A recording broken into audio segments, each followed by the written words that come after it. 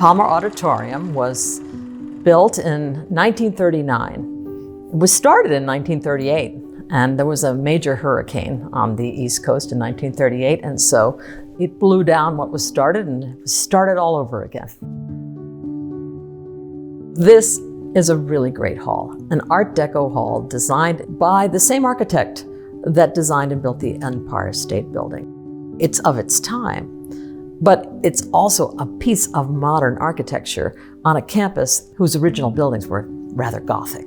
And when the hall opened in 1939, there was an opening season that was fairly star-studded.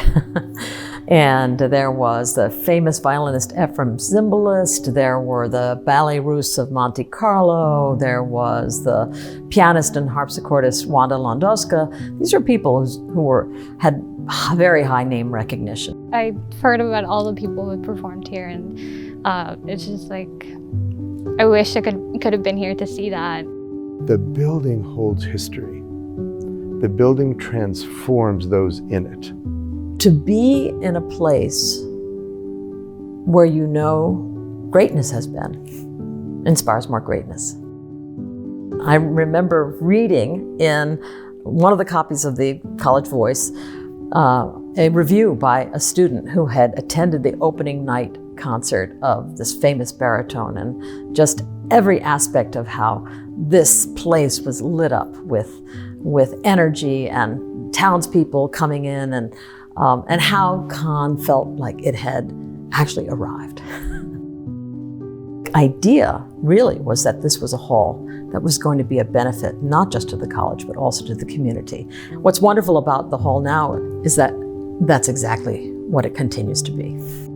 This building has been a great collaborator, and now it's kind of got renewed energy, and it feels like it's rising to the task of new collaborations and actually leading us to them.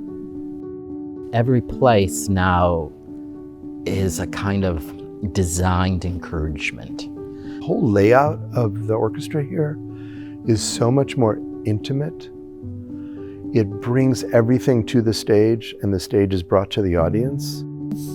It really does feel so different to dance here. It's just, it feels so much safer too. The floor.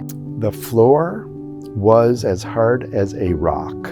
When you're dancing on a hard floor, it kind of feels restricting. Like I can't do as much as I would be able to do otherwise. Here it's just, I can just do it without any worries. So that is a supported sprung stage now, unbelievable. There were two wonderful donors who made this project possible. The first is the Sherman Fairchild Foundation. The president of the Sherman Fairchild Foundation is Bonnie Himmelman from the class of 1966 at Connecticut College. When they decided to give the gift, they did something wonderful. We're going to give you this $10 million gift. We don't want to be named, but you can go to someone else and ask them to match it. And they can have the naming opportunity. Nancy Athey, during her time on the board, had been very clear, we should not forget Palmer Auditorium. I went to visit with her and said, what do you think?